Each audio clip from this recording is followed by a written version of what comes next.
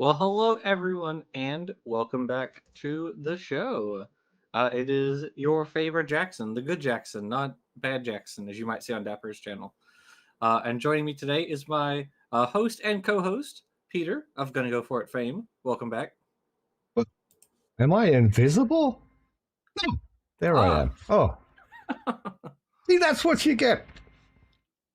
Okay, I'm going to spill the beans. 10 seconds before we went live. And then they joined. Oh. That's well, I think that's a record, Jackson. That's all that matters. It's a record. It's a record. Well, but we're still here. We're all together. We're here. Definitely. And also, of course, is Nestlig, one of my editors. Welcome back. Hello. Good to be back. Good to have you. So we have been doing, if you've been watching us for the past few weeks, we've been doing the crocodilian videos, which were cool. We found the crocoduck. We did find the crocoduck. Finally. Yeah. Mm-hmm. That was a lot of fun. Yes. And so now we are moving over to we're back to watching some creationists talk about evolution and fossils and whatnot. Mercifully not Stephen Meyer. Well, we did have a few minutes left of Stephen Meyer. Do you want to skip that? I'm perfectly good with just skipping those. I think we've heard enough. Okay. Let me make some adjustments then. But I can't imagine that Gunter Bechly will be different from what Stephen Meyer had to say. I mean, they worked for the same organization. Of course, Gunter is now dead. He's pushing up daisies.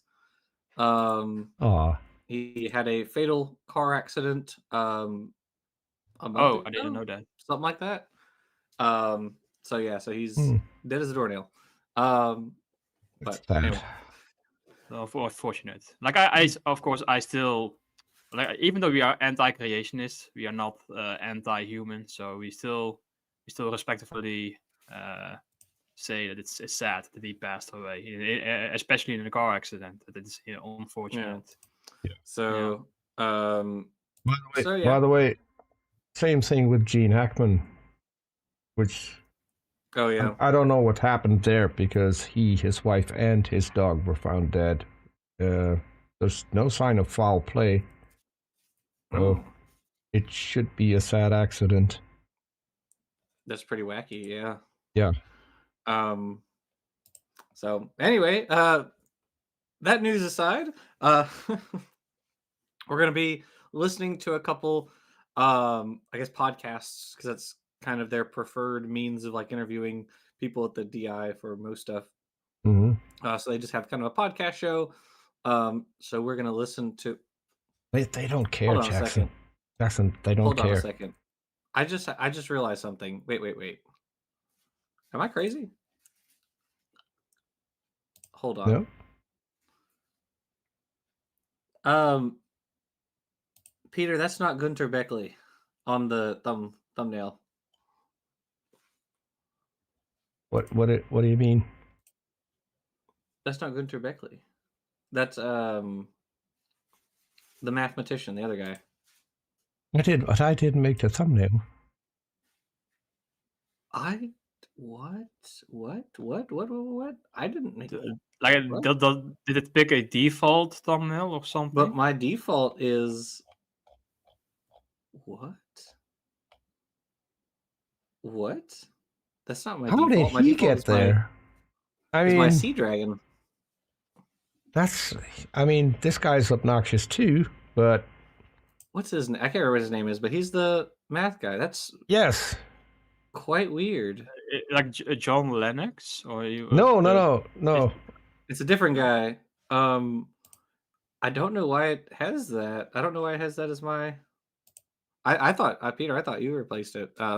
No, I can't do anything on your YouTube channel.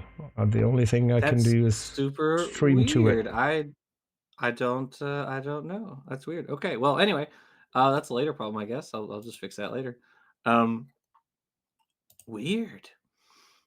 Okay. Anyway. Yeah, and All the right, so podcast, we the ready podcast, to, the podcast didn't even have a thumbnail with Gunter Bechly on it. I mean, they really didn't, don't yeah. care. If you listen to, my apologies for the sound. That's not our fault. The crappy sound is how they uploaded the podcast. It's okay. horrific. I mean, it sounds like it was recorded in the late 70s, early 80s. That's thereabouts. even weirder, because on YouTube, on a different the live the go live aspect of YouTube Studios, it has our current image. That's so weird. That is so deeply weird. There's some shenanigans going on here. Shenanigans. Well, Okay. that might be because I was a little bit stressed, and so I did start the stream with this image, so it could have taken this as the thumbnail if you hadn't set a thumbnail. It will automatically generate one. So weird. That's so very weird. Okay. Anyway. All right, so why doesn't YouTube have an AI that when you have Gunter Bechly in the title, then generate a thumbnail with him in it? I mean, we have AI, we have the ability to do it. Why doesn't we have YouTube? The technology. Yes, I mean, we can ban Kent Hovind from YouTube, so we should be able to make thumbnails that fit. Right. So, all right. Let's dive right in. Okay. Let's go. Oh, wait. There we go. But what makes an explanation best? What? No, it's not you. It's him. It's probably the one that's, Welcome to ID the Future, a podcast about intelligent design and evolution. No. It's not about evolution. Predictions. Yeah, it's not about evolution. It's what you think evolution is, and it isn't. That's what the podcast is about. Gotcha. Welcome to ID the Future. All right, so This is Sarah Chaffee. All right, let's hit it. Today we're talking about a big new book from Cross. Quick question. Sarah Chaffee, related to... Peter, are you playing it already? Yes? You can't hear it? I can't hear it. Nope. I have also no audio. No. Yeah, we can't hear it in here. Let me go check. Video. I heard something at the beginning about what is the best explanation. Yeah, I heard that also. Explanation best. Yeah, that was the only thing I heard. Yeah. Okay. It should be fixed. Okay. So, never mind. ID the Future. Mm-hmm. Not sure if that's the case. Publisher. Theistic Evolution. Oh, I can hear it now. Can you hear Yeah, it? I can hear it. Okay. Yes. Yeah. Scientific, philosophical, and theological critique. The anthology has contributions from several of our fellows, and I'll be talking with one of those today, German paleontologist Gunter Bechly. A quick point of clarification.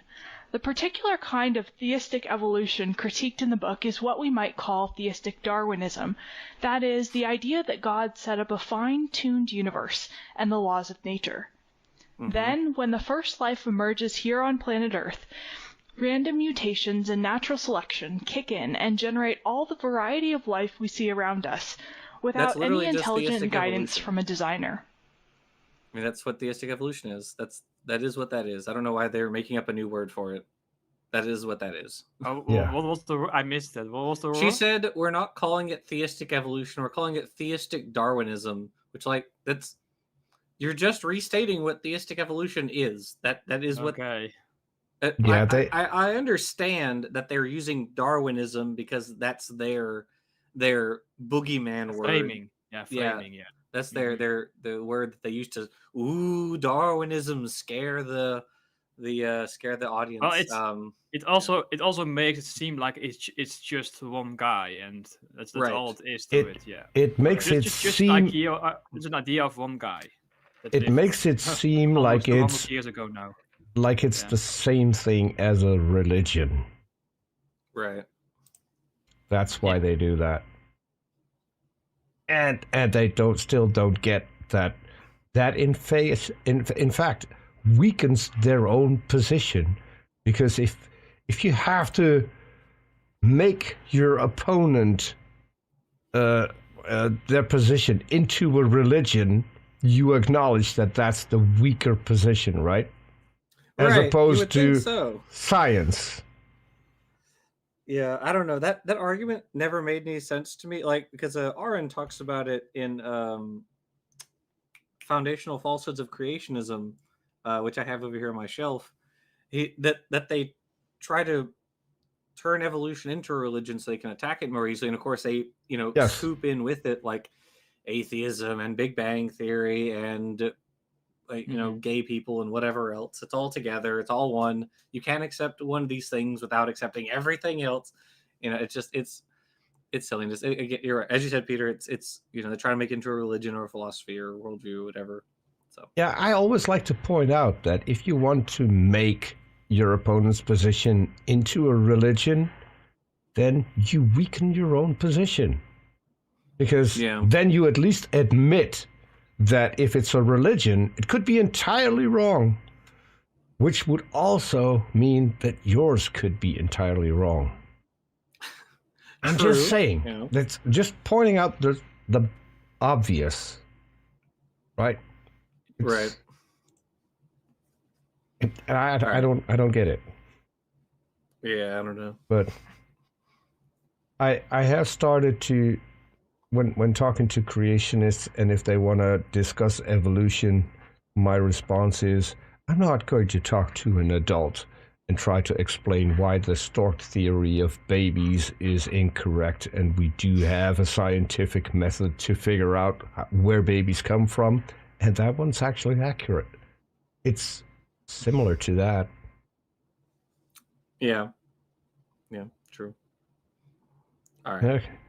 The book weighs in at over 1,000 pages, but today we'll be zeroing in on just one slice from the science section, a chapter having to do with the fossil record and the notion of universal common descent. And to help us unpack... And she means science section in the loosest possible way. Right.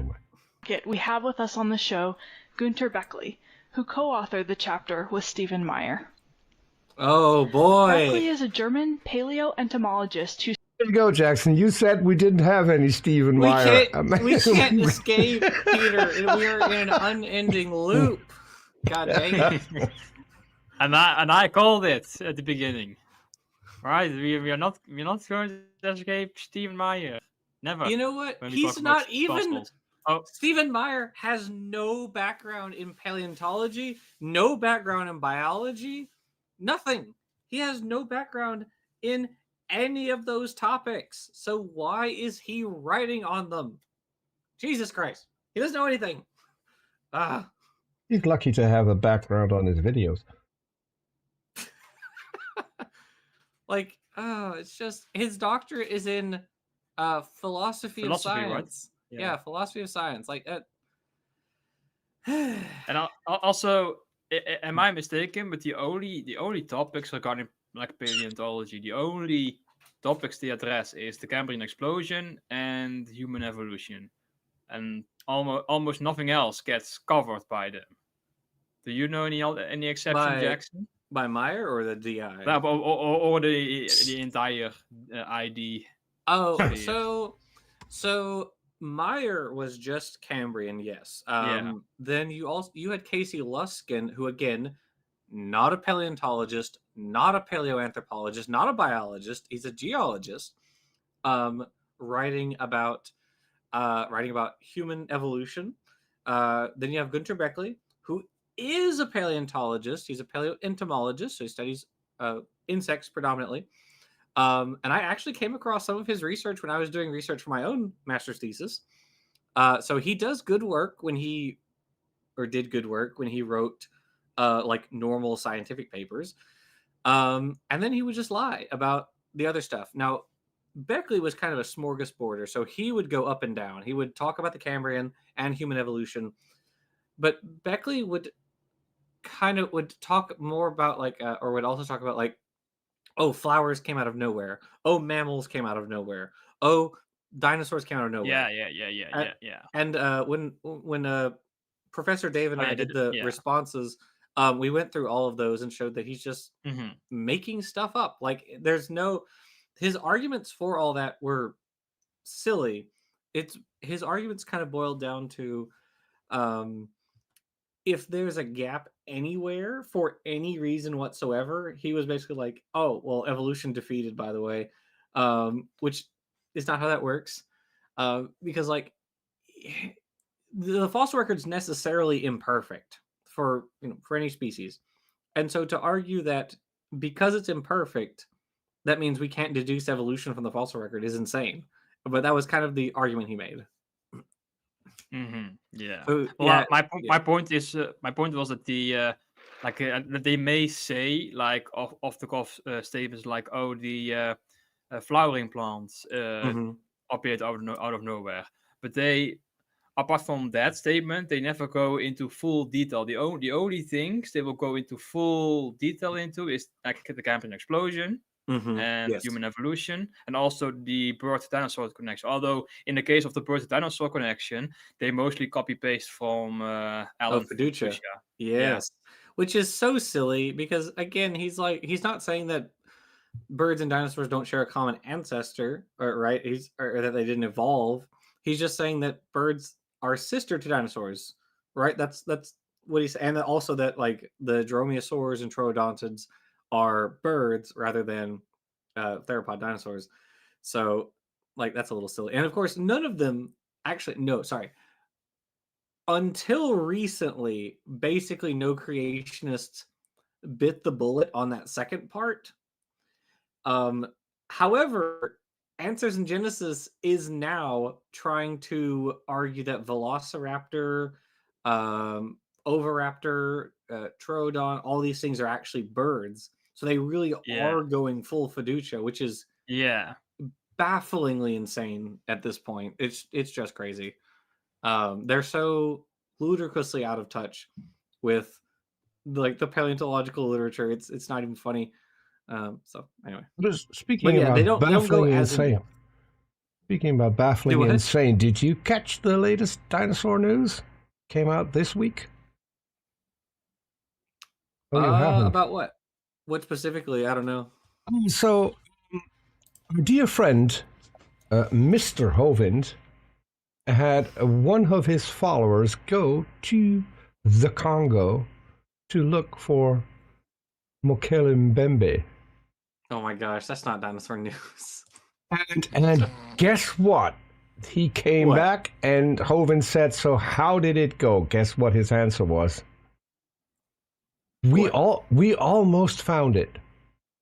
We almost found it. Yeah, yes. Just like what's his name with the Yeah, do you know why they didn't find it? Why didn't they find it? Progress. I'm not kidding.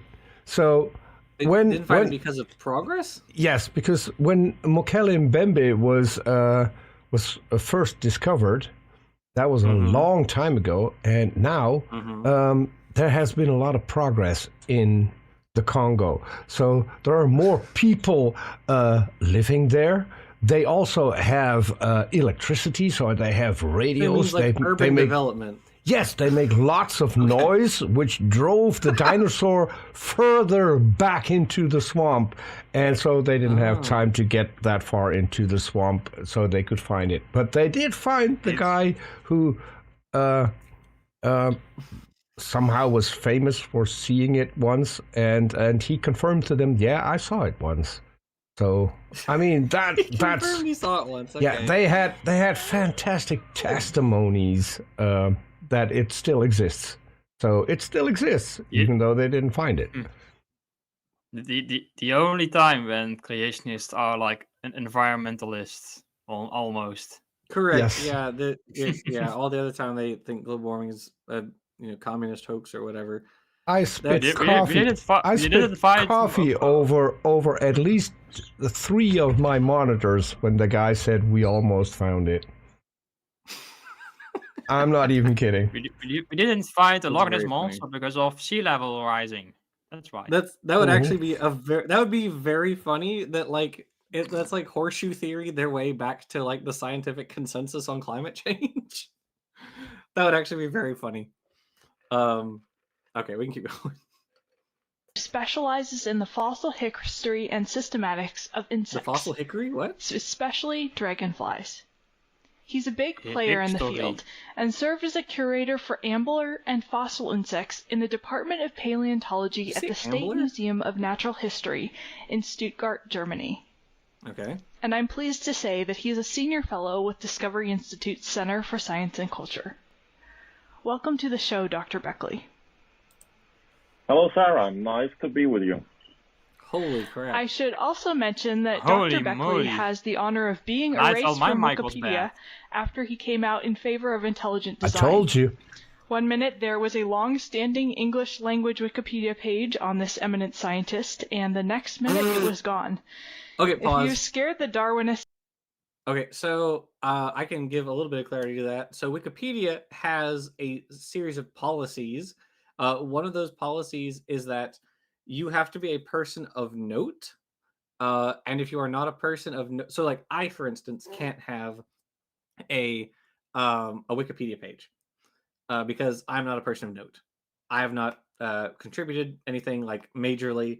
I've written no very well cited scientific papers or patented anything major or something like that. So if I put up a Wikipedia page about myself or about one of us, it would get taken down because that would be the policy. Gunter Bechly, likewise, while being a paleoentomologist, there are lots of people, there are lots and lots of scientists who don't have Wikipedia pages because despite whatever work they have done in their field, what legitimate work they have done, they don't qualify as a person who under this policy is deserving of a Wikipedia page. I remember Arn made that comment a long time ago. I remember Arn at one point made the comment that he was quite upset that he didn't have a Wikipedia page, and he didn't for a very long time. It wasn't until I think just a few years ago that he now has a Wikipedia page, right? So it's their policy. It has nothing to do. I mean, there are lots of creationists who have pages on Wikipedia. Kent Hovind has a page. Let's just look right now. Ken Ham has a page.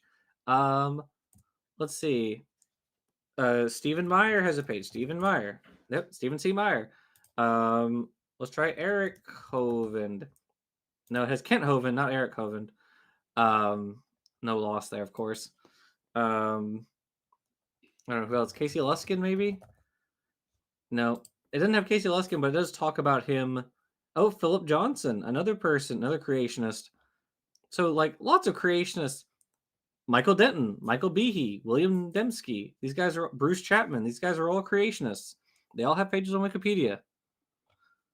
So the idea that creationists are getting, they're getting knocked off of Wikipedia is just a lie. It's just a lie. I don't Kent know what else to call Hovind has a Wikipedia page.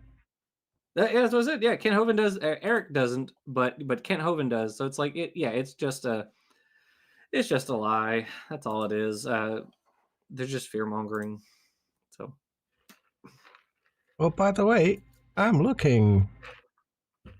Gunter Bechly has a Wikipedia page. Does he? I don't see it. On German Wikipedia. Oh, he is mentioned on some papers about insect paleontology as one of the references. The only thing it says that Gunter Bechly, born 1963, German paleontologist, curator for Bernstein and fossil insects at the State Museum of Natural History in Stuttgart. That's it. Okay.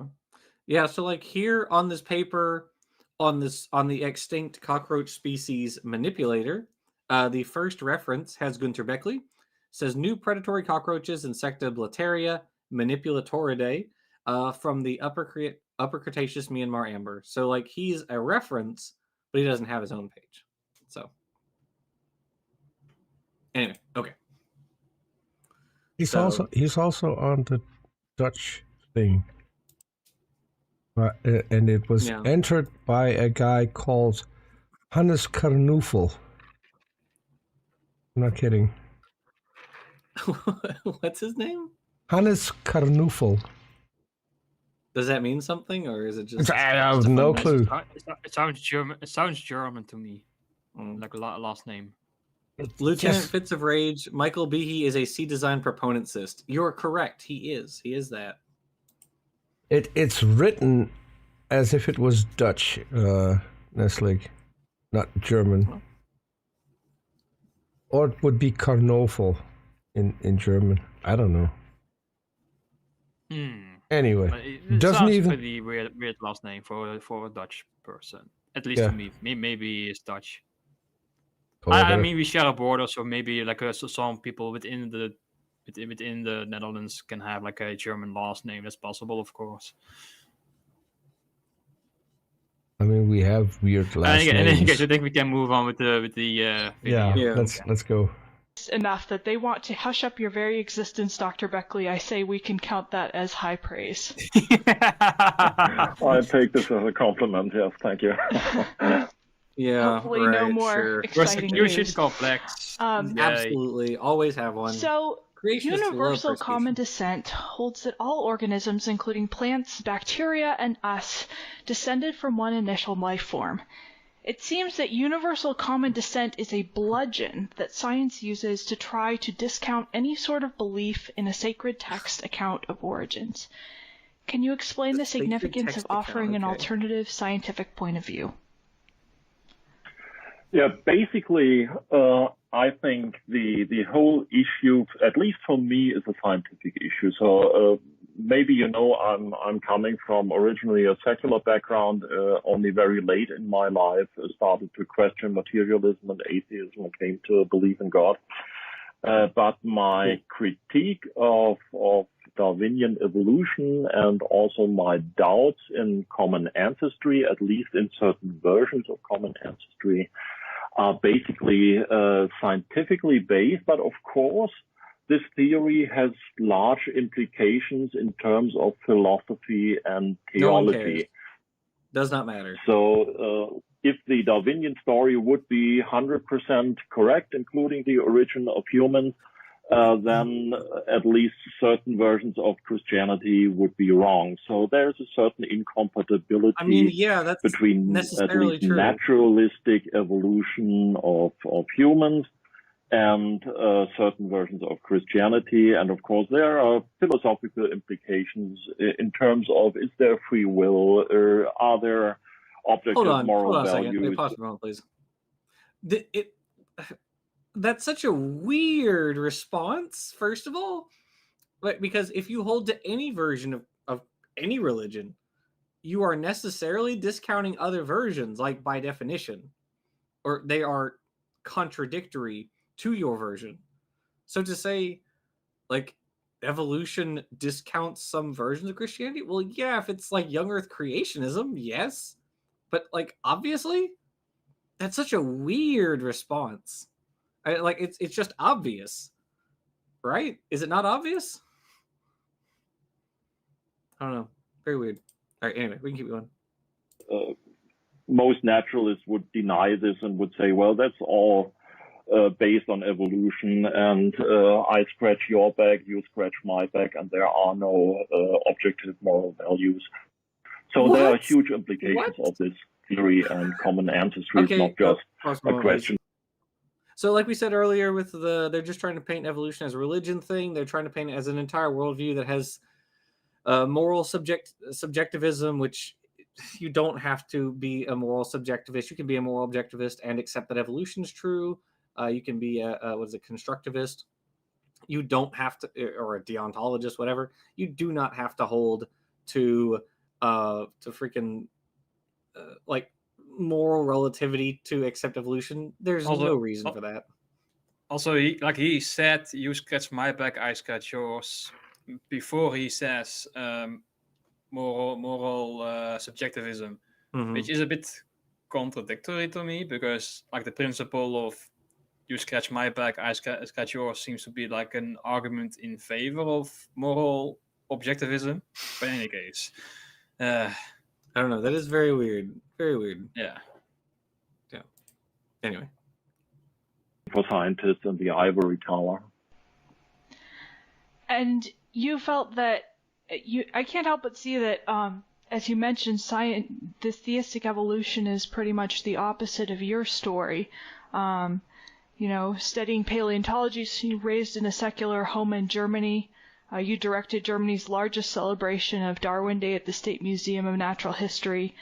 And it was through accidentally picking up a few books by intelligent design proponents that you began seeing discrepancies between what you knew as a paleontologist and what neo-Darwinian evolution claimed.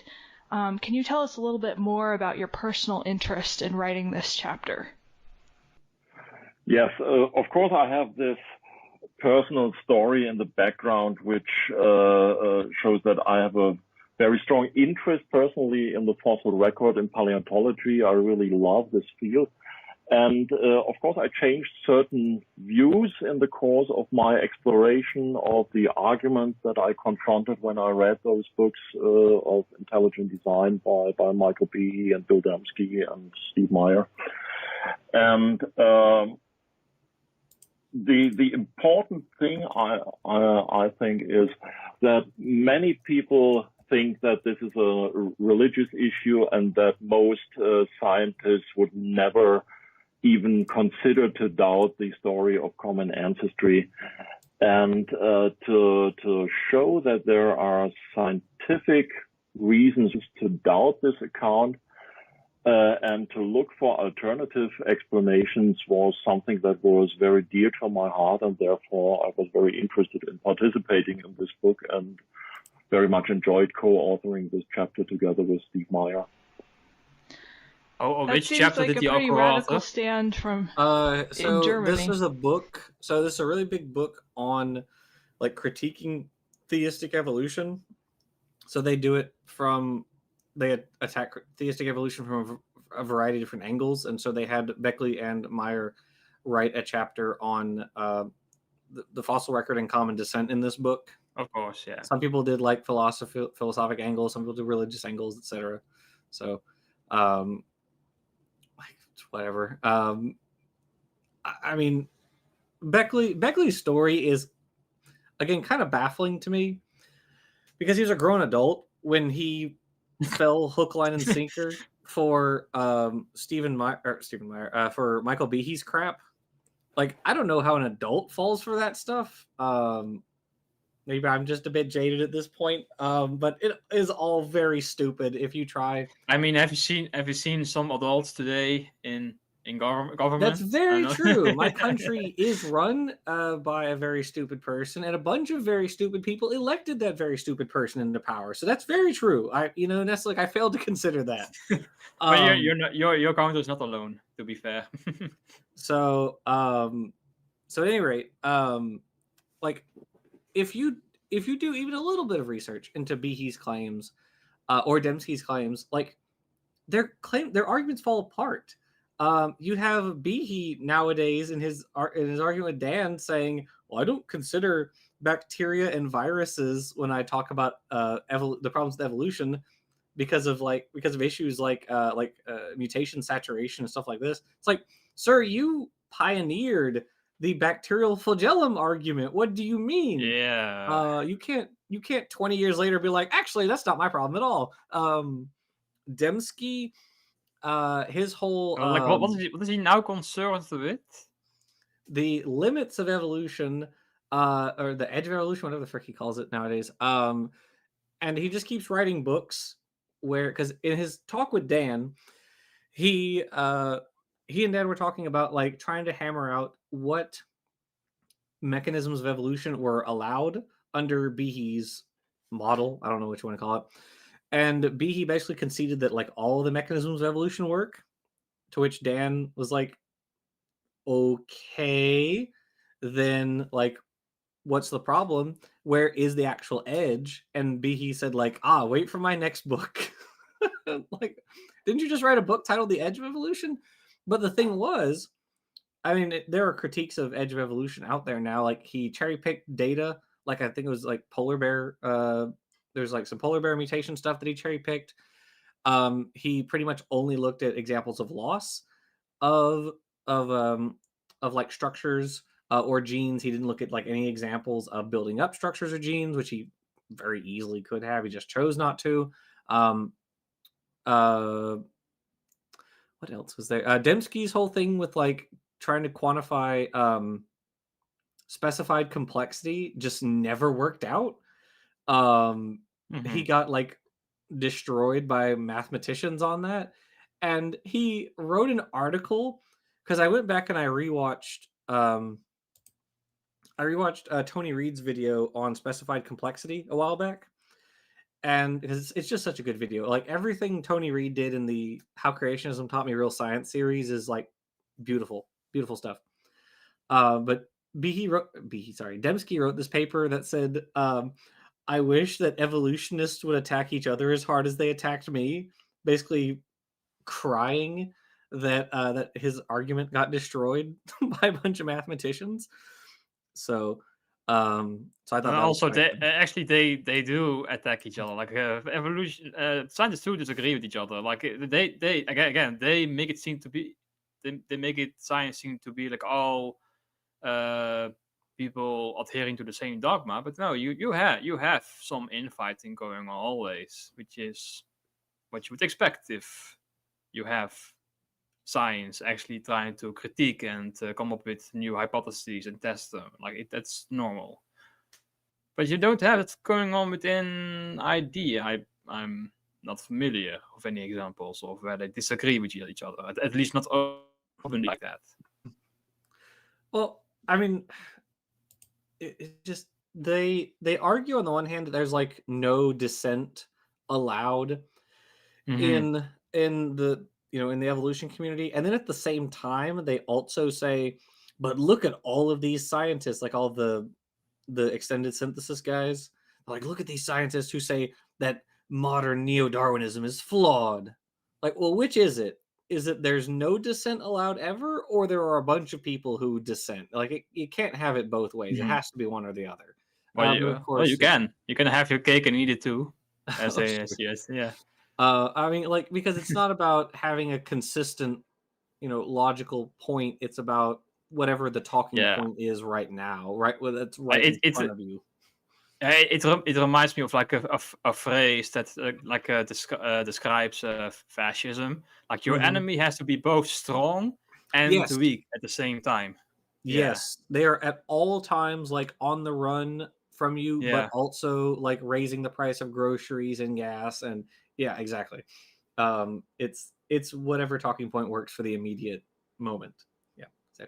So okay, we can keep going. It probably is, and of course I had some reactions from colleagues who don't really like the fact that there is a scientist and a relatively well-established scientist in this field who changed his mind and pretends to have changed his mind based on rational arguments and evidence. And of course there are these kind of accusations that this is not really true, I and you have been a crypto-Christian. My quality is very bad. Sorry. I don't know. It was very weird. I don't. Anyway, sorry. I thought I heard him say pretend to change his mind, which is why I was like, what did he say? But you're right. Nestling is right. The mic quality is very bad. So, all the time, and you probably are a fanatical fundamentalist evangelical since decades, and now you came out, and this whole conversion story is just a hoax.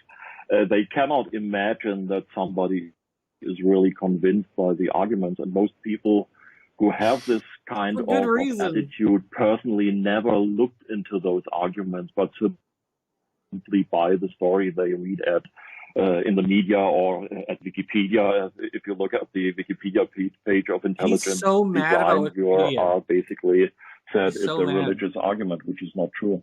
But So they it- never pause for a second. explore the He, like, every article he writes, he complains about Wikipedia. It's crazy how much he hated Wikipedia.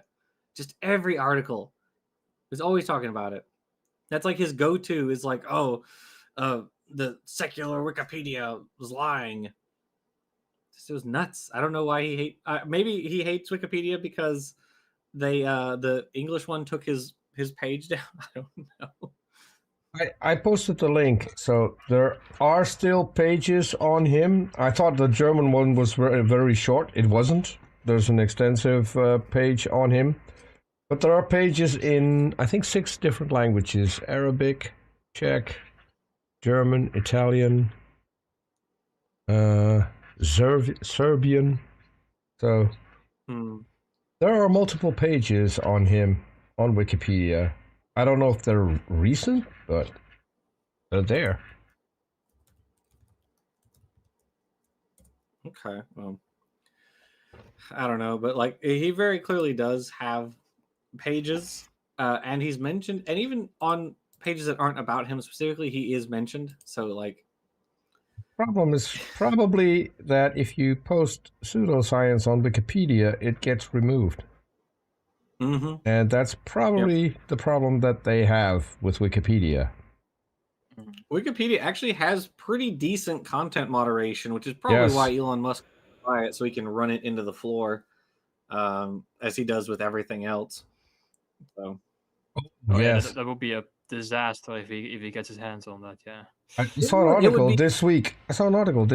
The sales of EVs in Europe are up 37% this year. Well, good. Yes, the sale of Teslas has plummeted by 48% this year, and is still going down because there is this guy who's just running Tesla into the ground right now. So you know what the funny thing is? I personally want all of the different companies that Musk runs to succeed. I want SpaceX to succeed. I want Starlink and Tesla to succeed because these companies all do very important functions. Like, I think it's really cool that we can explore space with, like American-made rockets and stuff. I think it's really cool we can bring the internet to people who live in rural areas. As a car guy, I have to object. So the main Tesla right now to move to electric in the future. Yeah, so the main Tesla right now is unsafe, which is the and the stupid the Incel Camino or the Deplorian or whatever you whatever you want to call it. Not the Incel Camino. That's really good. I have to. So I think Matt. Oh damn, what's his name? On the line, came up with that. Matt Dillahunty. That's very funny. I've heard people refer to Trump's cabinet as the Incel Clown Posse. Which is quite good. That was good. But so the quality. What I wanted to mention is the quality of Teslas is abysmal. If you shut the door hard enough, the entire inside will come apart, and you can't open the door anymore. It's terrible. I hate to say it, but I mean this is the thing. They need quality control. Oh, I agree, 100%. I absolutely agree. I mean, there are problems with these companies. I mean, Starlink was used they gave data to the Russians, I think, to help like combat the Ukrainians or something like that. So, like, yeah, there are problems certainly. They shut off Starlink for the Ukraine. Yeah, right, exactly. So, like, there are obviously problems, but the thing, like, Tesla pushed forward electric and brought Yes. electric vehicles into the more mainstream, which is good, even if Tesla sucks. But we want ultimately people are going to have to drive electric vehicles. We're going to have to shift away from from fossil fuels, and so it's like so that's going to have to happen. I like that we have space companies that are testing out how to fly rockets and reland them and stuff. That's really cool. I like that we can get internet out to people who live in rural areas or forested areas, what have you. I think that's really cool. But yeah, obviously it needs to be better than what Musk is working on. And now, of course, Musk is in the government, in which he is basically convinced Trump to pass a whole bunch of unconstitutional executive orders, trying to cut like microscopic amounts of funding that will really just impact like scientists and poor people because he hates experts and poor people. Those are Elon Musk's least favorite groups of people. Well, so it's also important to know that like his companies in particular are receivers of government contracts and money, and it's so insane to realize that someone who is a recipient of government money is now in control of how government spends its money. It's insane. And also when pointed out that, what happens if Elon comes across something that is a clear conflict of interest? Then the spokesperson says like, Elon will just excuse himself. Correct. Yeah, no, he'll just not do a conflict of interest. That's how that works. Yeah. Oh my God. I saw that and I was like, that's the dumbest thing I've ever heard. Or the people saying, trust me, bro. I will make the people who say he won't steal money because he's rich. It's like, how do you think he got rich in the first place? Yeah. That's so crazy to me. And if so the Tesla stock is already plummeting. If it plummets to a certain amount, he's no longer the richest man on the planet. And he's going to get in trouble because the song on the world's tiniest violin. Yes, because he's only the richest man because he took out loans on Tesla stock, and some of it was illegal too. So even Tesla is investigating whether or not he could have gotten loans on that stock. So we'll have to wait. Right, he's in charge of the. Oh goodness, excuse me. He's in charge of the or now that he's in the government, and he's basically had Trump have like every branch that was investigating his companies, investigating Musk's companies, stop their investigations. Yes. We picked the bad timeline because half of my countrymen are dumb, and I'm sorry to say it. Hillary Clinton was right when she said deplorables. She was correct. I'm sorry that they all got so butthurt about that. And another stupid thing, one of the biggest factories of Tesla in Europe is in Germany, where he is actively backing the German Nazi party. So, yes, that's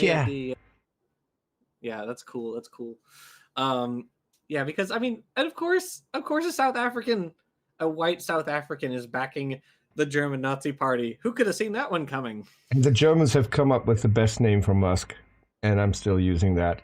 They call him Muscolini. Muscolini. It's pretty funny. Jackson, do you know Arnois' nickname for Trump? Do you know what his nickname? Marmalade Mussolini? Yes.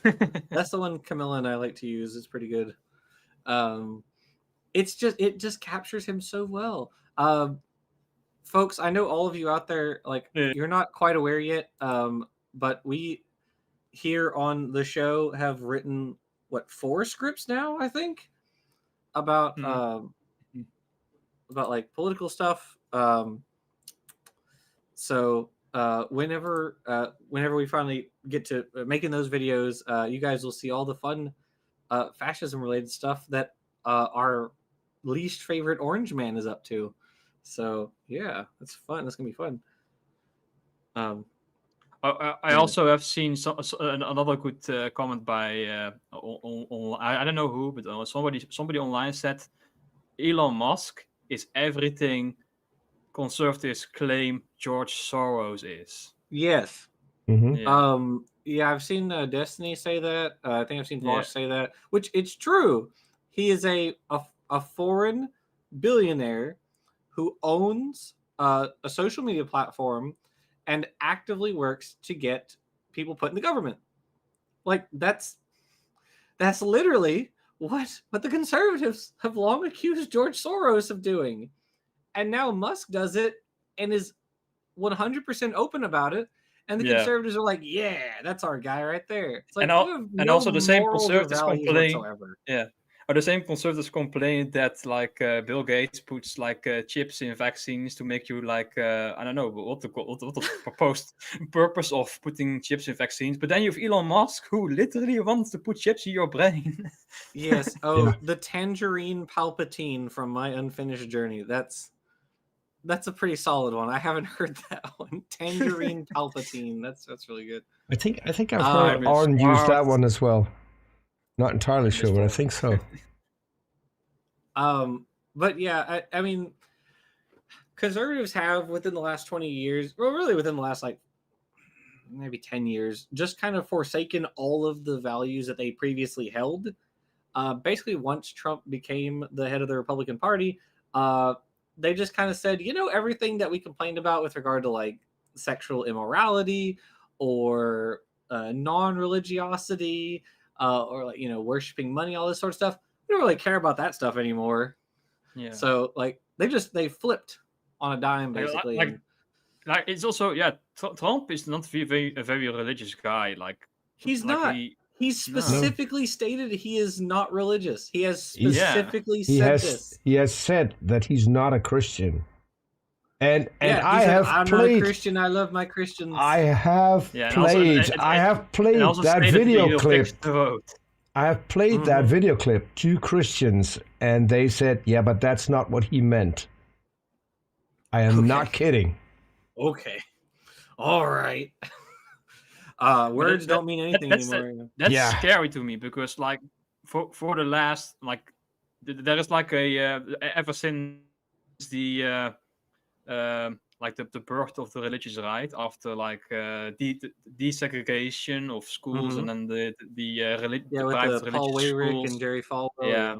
Lost like now you have like a birth of the religious right where they mixed white identity politics and Christianity into one. Yeah, I don't know if any of you follow to the end on Twitter and Blue Sky. Yeah. So he made a post I think yesterday or the day before. They're already going after same-sex marriages. They want to make that illegal again. And he has warned people next up is interracial marriages, and I'm pretty sure he's right because he was right with this one too. They want the so-called libertarians want to return. They basically want to make everything a state. So okay, let me rephrase. The people who claim to be libertarians who are just fascists, basically what they want to do is the way that you sell getting rid of an idea to your constituency basically is you say we want to return that to the states. So if there is a federal there's like a law applies to everybody, an act, right? So if there's an act or a bill that applies to the whole country, what conservatives first do, or if it's a Supreme Court decision, whatever, what conservatives first do is they fight against it.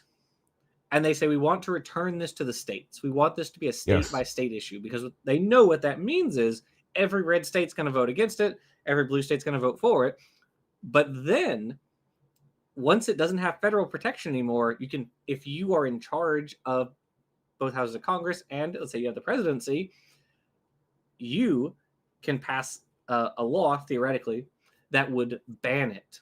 Mm-hmm. So, for instance, abortion, right? As soon as abortion was overturned, because Trump got to pick 3 Supreme Court justices, wasn't it? Yeah, I think it was 3. He had to pick 3 Supreme Court justices, and as a result of that, the Roe v. Wade got overturned, and immediately after that happened, you had conservatives proposing legislation to ban abortion nationwide, which is funny because in every red state that has had a referendum on abortion, they voted to keep it.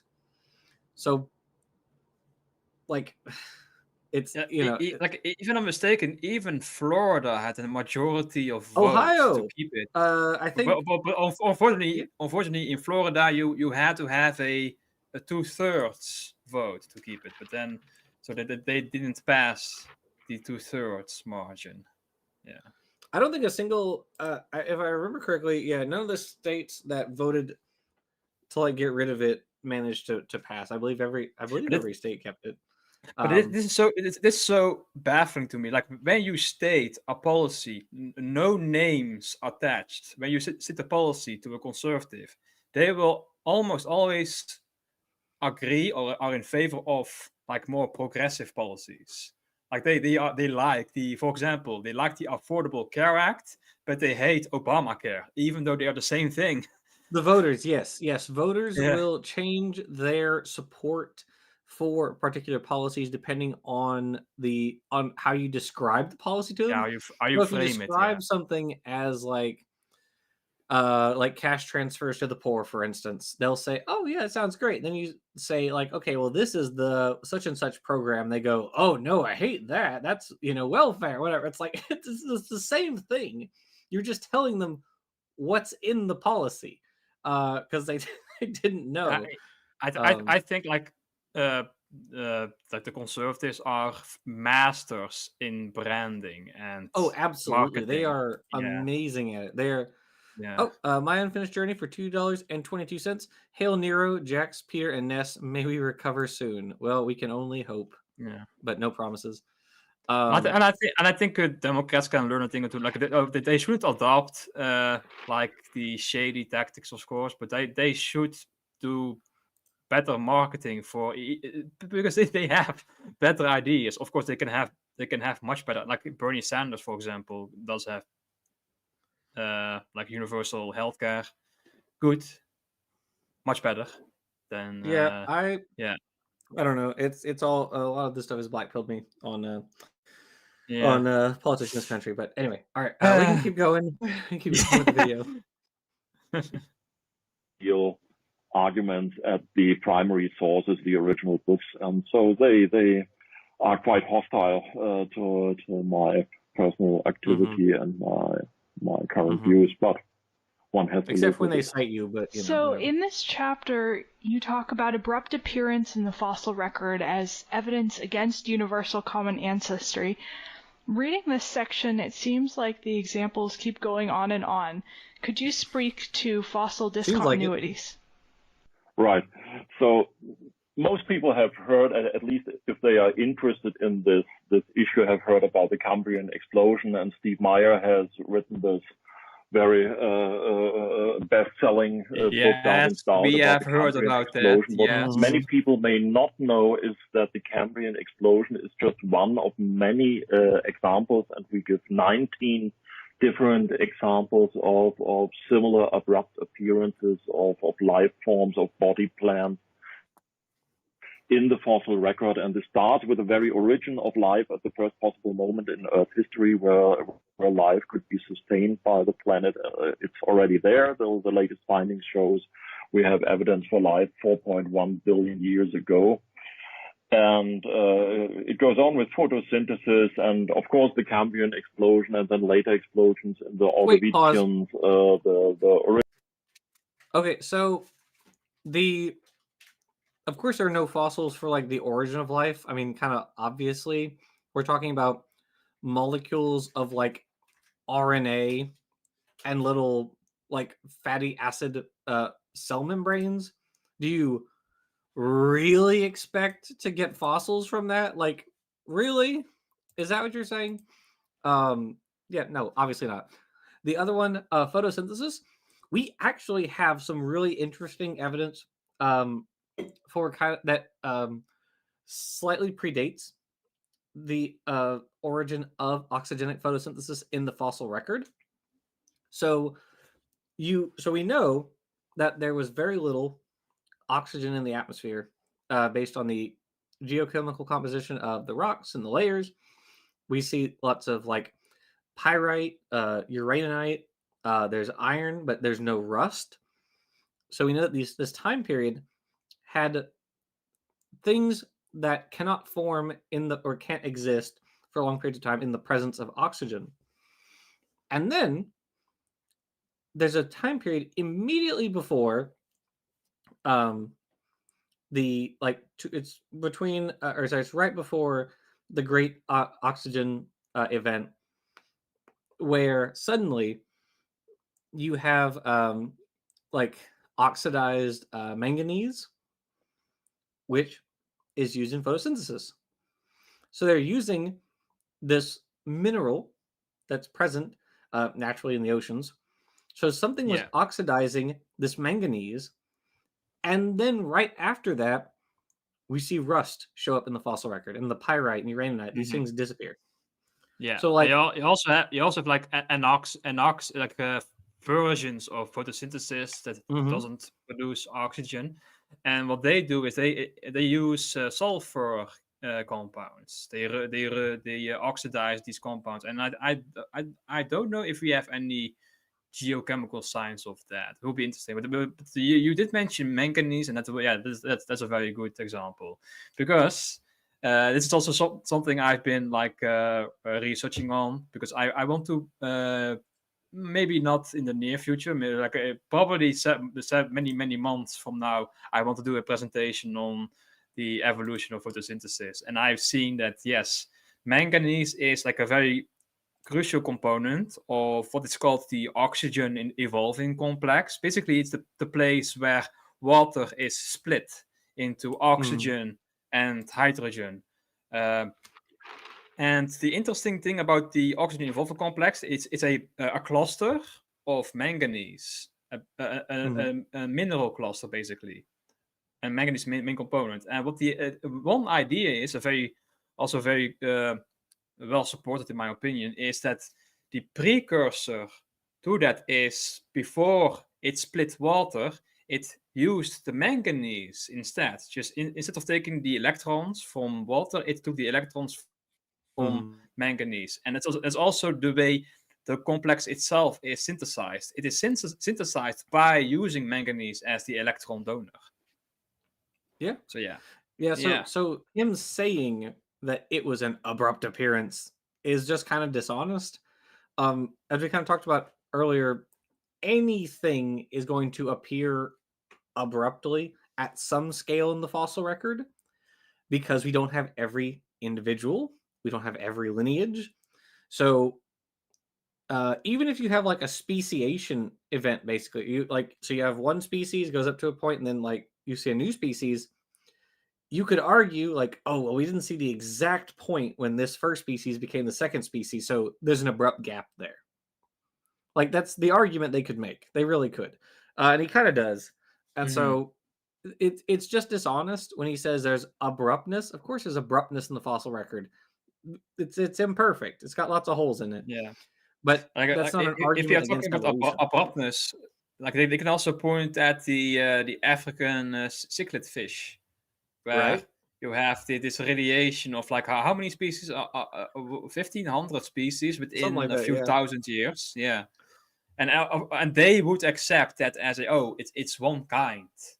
They would probably accept as one kind, but then they have no problem That specific thing has happened to Onrod while talking to a creationist, and he said, "Why are there different species, and how could they exist?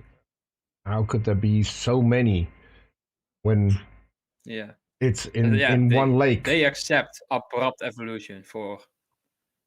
They think mammoths, mastodons, and elephants were basically sisters of the same parent couple coming off the ark. Basically. Exactly. Yeah. Silliness.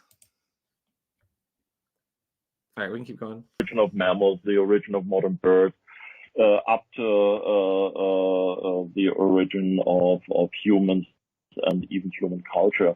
All these phenomena are very abrupt. It's not that the Cambrian explosion is a kind of weird, singular phenomenon, exception from the rule, but abrupt appearances are the rule.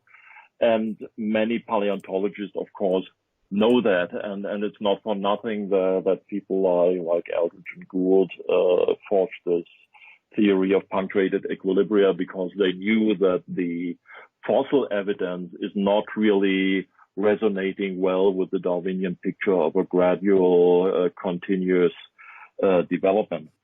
So the fossil evidence in terms of these abrupt appearances, of these explosions, of these discontinuities, clearly is conflicting evidence to a continuous development or in the history of life, as it would be expected based on Darwinian evolution with common ancestry and modification. Okay, so Gunter Bechly just did kind of a bait and switch there. So what he was talking about with Gould, which he did an all right job of explaining it, Gould and Eldridge proposed punctuated equilibrium as an alternative, though not a replacement, to phyletic gradualism, where you have this very slow, constant speedism of evolutionary changes, as Dawkins called it. And that idea, like punctuated equilibrium, is not really, like, its kind of main claims are kind of, some of them are accepted, some of them are kind of not. It kind of depends. But like the idea behind it is simply, rather than having this constant, slow, gradual change, you have periods of relatively rapid change where you have small populations as a result of population bottleneck. And these occur kind of on the periphery of population ranges. And so you can have speciation events. And so it appears that you have an evolutionary, or like you have this abrupt jump, whereas you're looking at the wrong area. So instead of looking here for this species, you really should look over here for the new one. And Gould never said that we should replace phyletic gradualism with punctuated equilibrium. All he said was that this is something they should consider as an alternative, in addition to phyletic gradualism. And the idea that he proposed it because, and the creationists always say this, that punctuated equilibrium was proposed like to rescue evolution, is just a lie. It's just not true. It is an interpretation of particular events in the fossil record. Like, that's what it is. So and that is one of the arguments we give. Another argument is not only the abrupt appearances, but the fact that you have this reversal, what you would expect top down versus bottom up. So what you should expect from Darwinian framework is that first an ancestral species would diversify into similar species, and then they would change into different genera, and then different families, different orders, different classes, and finally, very late, you find different phyla. But what you find is exactly the opposite, especially in the Cambrian explosion. You find the very different large groups, the phyla at the very beginning, and then only later in the Ordovician you have this diversification, the so-called Great Ordovician Biodiversification Event, where you have these. So what he's doing here is, this argument is kind of nonsensical. It's just, it doesn't really make any sense. The argument that he's presenting here is that you should have species diversifying into genera before you have diversification into families, and then orders, classes, and so on. That doesn't make any sense because of how taxonomy works. So when you have like stem felids showing up in the fossil record, for instance, you would say, like, we have stem felids and then we have felidae, or felidae, however you want to pronounce it. But these are both within an existing order and an existing class and an existing phylum and an existing kingdom, because that's just how taxonomy works. You can't have a new species without there already being a genus, without there already being a family, and so on up the chain. That's just not how taxonomy works. So it's the way how like Linnaean ranks like break down as the further back you go, basically.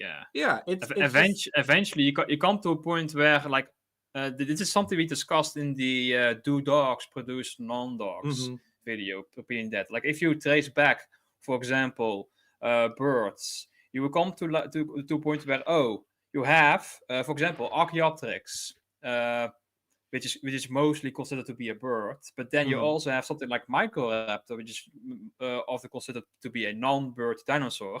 And then, according to the old Linnaean rules, Archaeopteryx belongs to the class Aves, right, and Microraptor belongs in the class Reptiles, which makes very little sense when you compare the two, because they are like very, very close otherwise.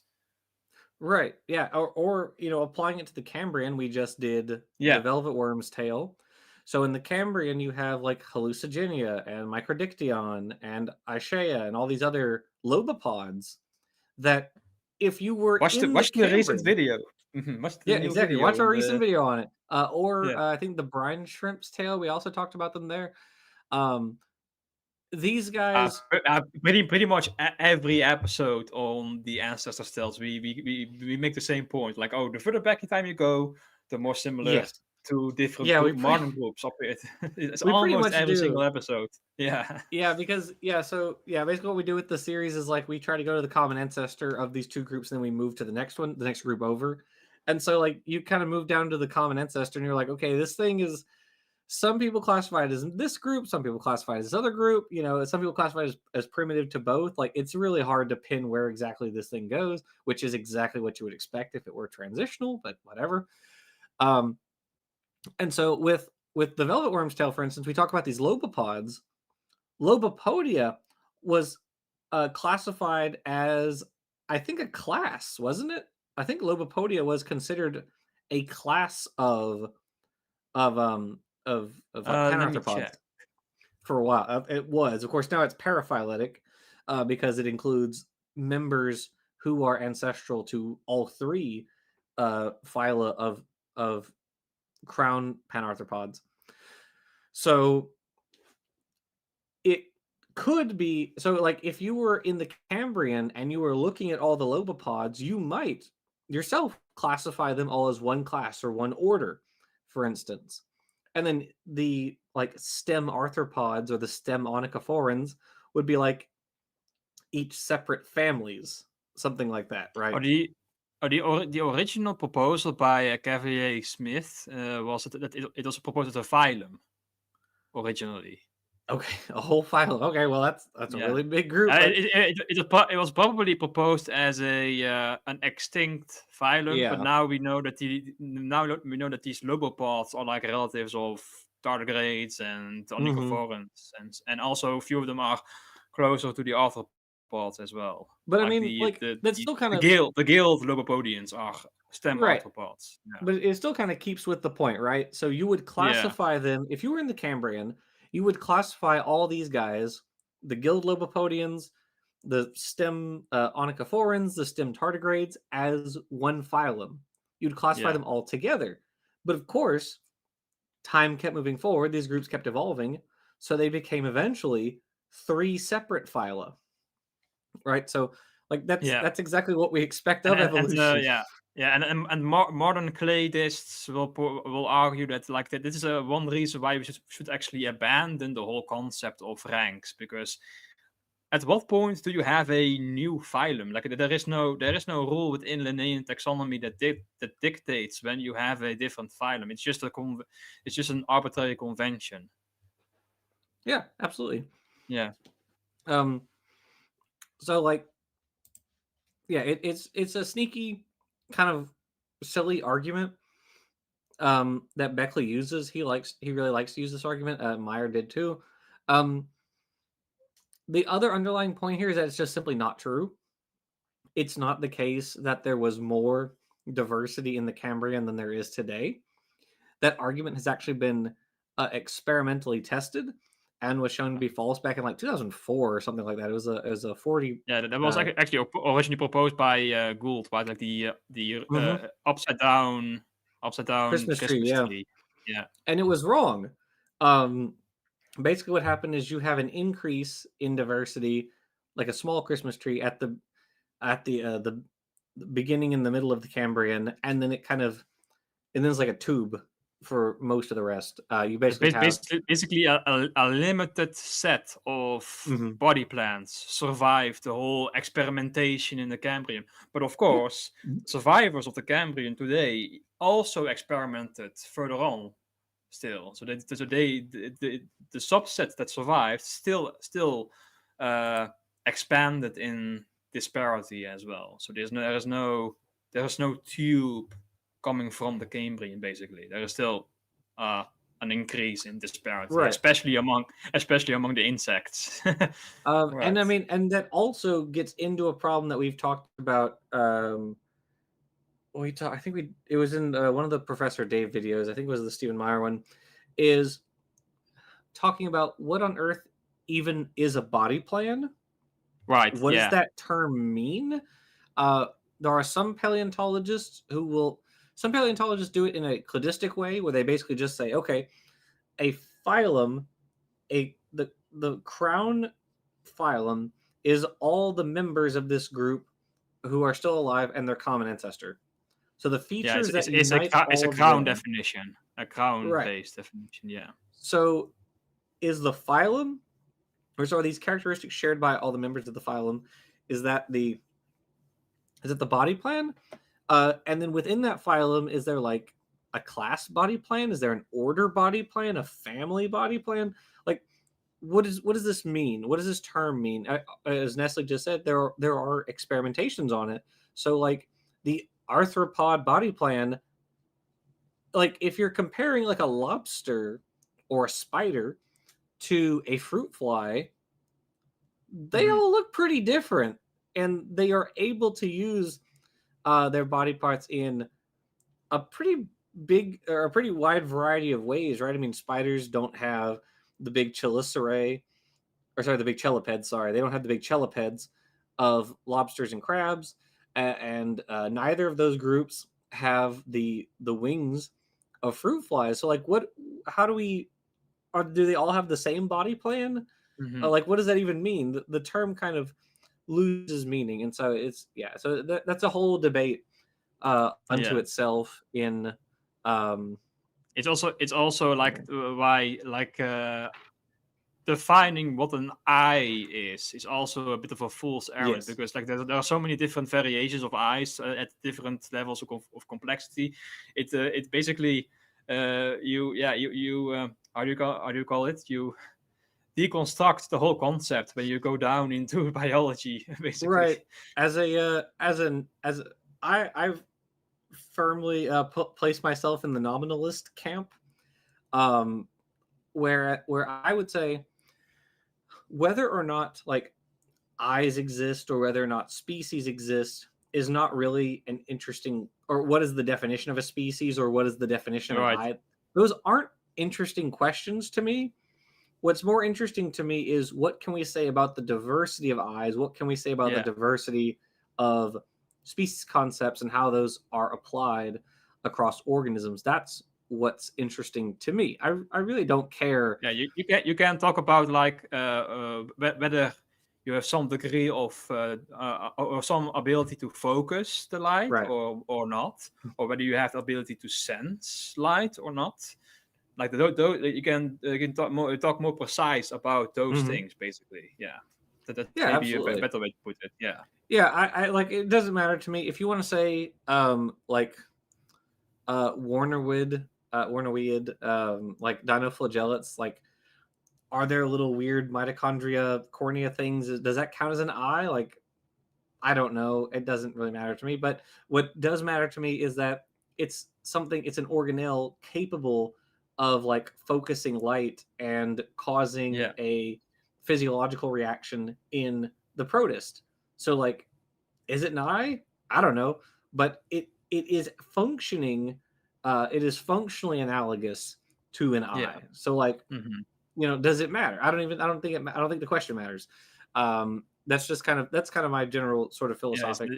It's like position. like the whole argument is a hot dog a sandwich almost. Yeah. Yeah. Or I think are electrons real is another one. It's like it depends on what you mean by real. It depends on how you're defining like electrons. Like it just a bunch of these questions have far more nuance than I think the average person is capable of understanding, and so people get really mad about. Yeah, like it's also a funny thing in botany. One could make the argument that there are no trees.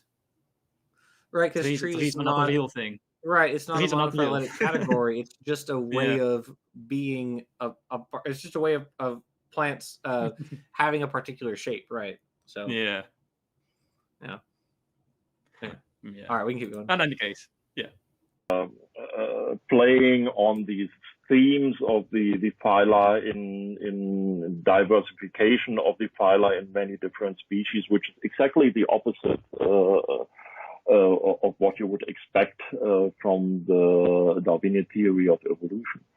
So there are different evidences. Of course, there are also evidences from the fossil record that can be and have been interpreted in terms of supporting a universal common ancestry, and we name these evidences because to make a reasonable case, you have to look at all the evidence and then look for the best explanation, make an inference to the best explanation to explain all evidence. And one evidence that was usually considered as uniquely supporting common ancestry is this kind of order in the geological column that you, in the oldest layers, you find the more simple organisms, and then complexity increases when you go up in the geological column and go into more recent layers. And you also grow in similarity. The younger the layers are, the more similar the organisms are to modern flora and fauna. But what we show is that in all these cases, there are also alternative explanations.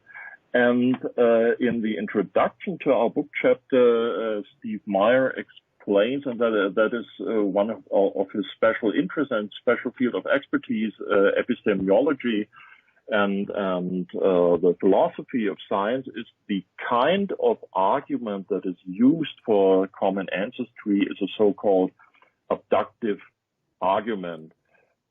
And there is this example. You have a premise. If it rains, the streets get wet.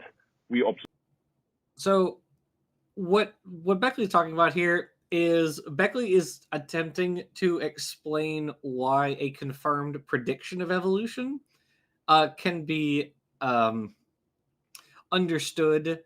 Like you can generate an ad hoc alternative explanation for it, which sure you can, but one, it wasn't a prediction. This is a confirmed prediction of evolution.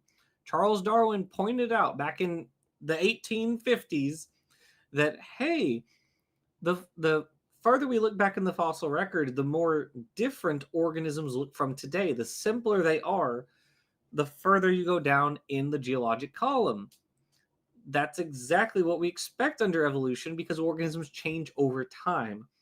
So you go back in time, things look more different from today, and the closer you move to today, the more things look similar. That's a prediction of evolution, and it's been confirmed over and over and over and over.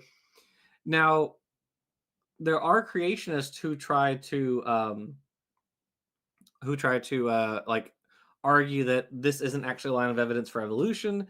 There are actually these whole biomes that are somehow squished together into the fossil record that existed simultaneously, which is insane.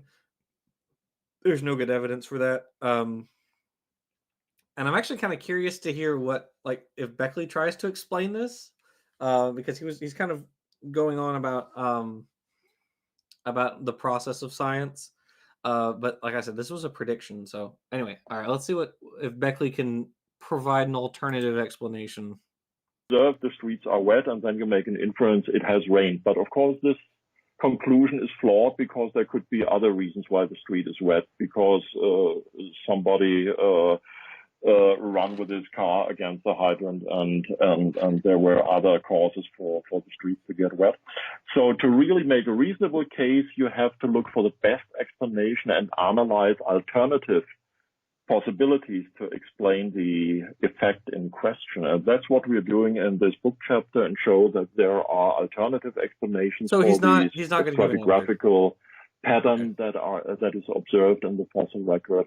And if we take all evidence together, paleontological evidence as well as biological evidence, genetic evidence, then overall, at least there is a equal case for common ancestry or design, if not design the better explanation, because especially these phenomena of abrupt appearances and this reversal of large groups first appearing and the variation later appearing, this is of course to be expected based on common design and on introducing information in the history of life at certain points into the system. And I think we make a why do you expect that? Good case that intelligent design and the polyphyletic view is exactly at least on par with the common. So he's saying the prediction would be that we should expect groups to appear first before variation within them to occur. And as we already kind of talked about, like, that doesn't really make any sense. But what I think he's going for is something like created kinds, which again, Meyer really tries to avoid answering the question of what a kind is, what a created kind is, or a type, or whatever. He kind of alludes to, like, it's a phylum, sort of, but, like, there are phyla that don't appear in the Cambrian. There are a bunch of them, actually. There are phyla that don't have any fossil record at all. There are phyla that appear before the Cambrian explosion. So, like, it doesn't make any sense. This argument is not consistent at all. Also, the description of the way it describes how the prediction that you have one big group first and then variations later. But that also fits evolution, because, like, what happens when a new group evolves? First, you have like one lineage establishing the new group, and then later that establishing lineage can radiate outwards to produce more variations. It's also it also describes evolution too. Like, I don't know why that's. Like, he makes it seem that it's contradictory to evolution. Well, did you notice the way that he described it was very fishy? He said big groups appear first. Yeah, he did never explain what a big group is. So, for instance, in the case of arthropods, stem arthropods appear first before crown arthropods in the fossil record. So, is that a big group or a small group? What do you classify as a big group versus a small group? What does this mean? But of course, they're never going to give an example.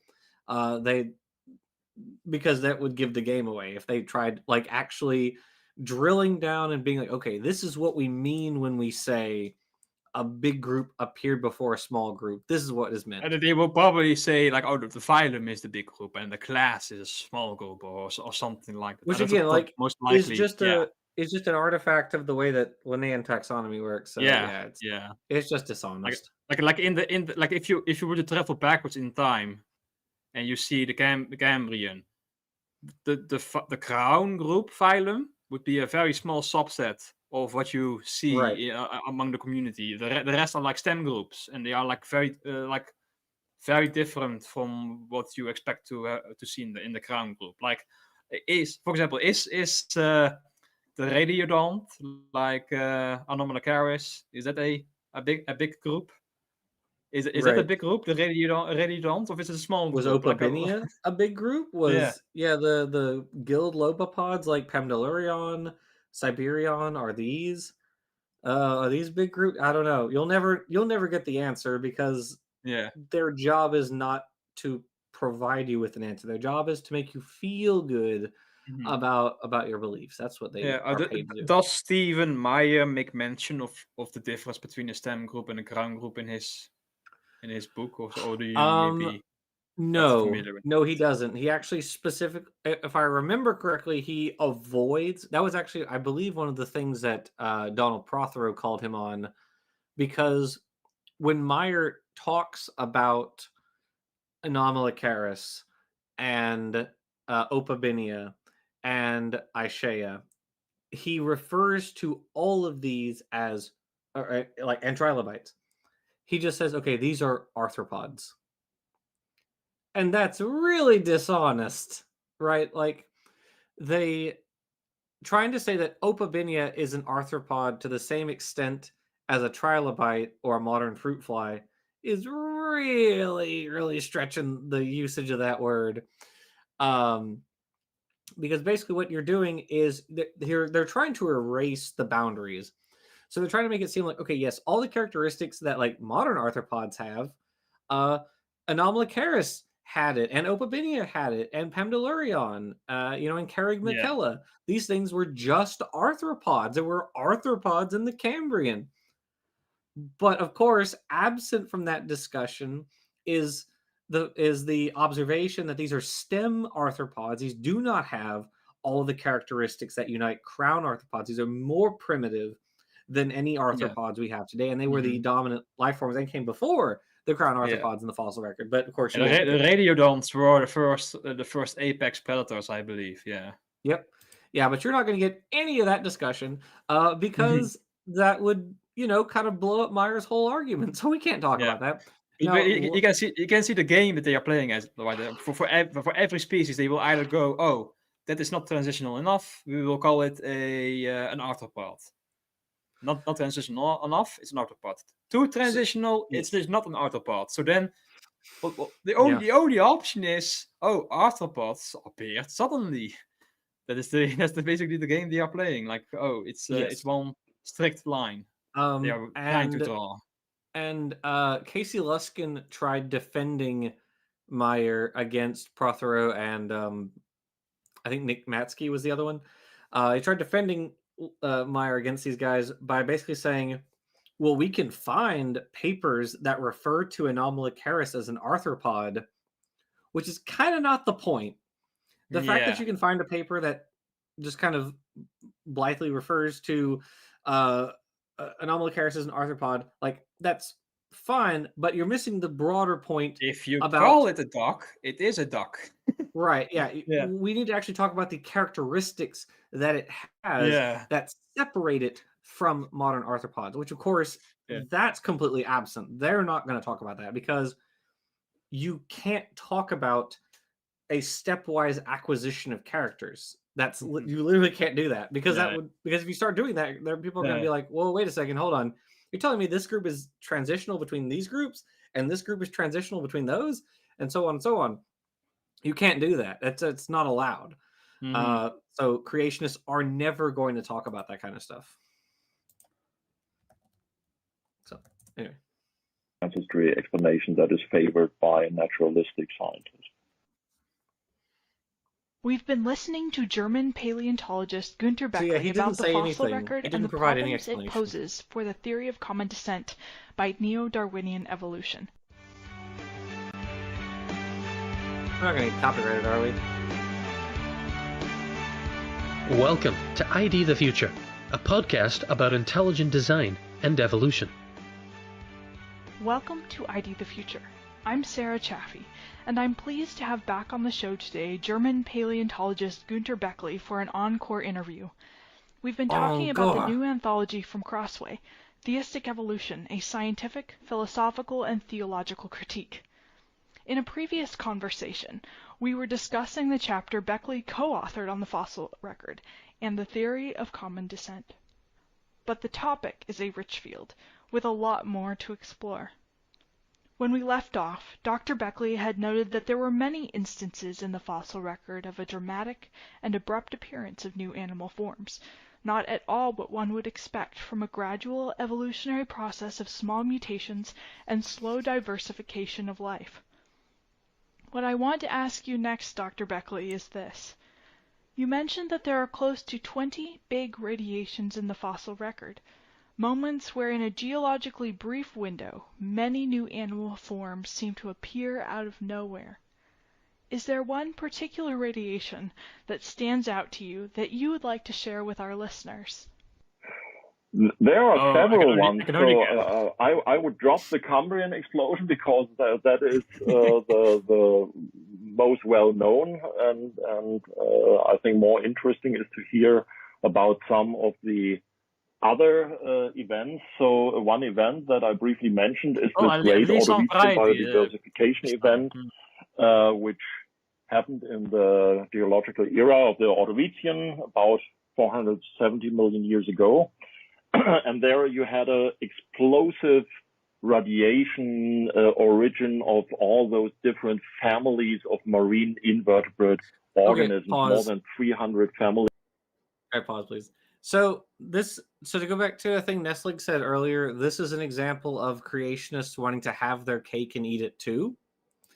Because what Bechly is now saying, and Meyer says this too, is they're arguing that the Great Ordovician biodiversification event is also an example of an abrupt radiation without predecessors. Now let's put a little bit of geological context here.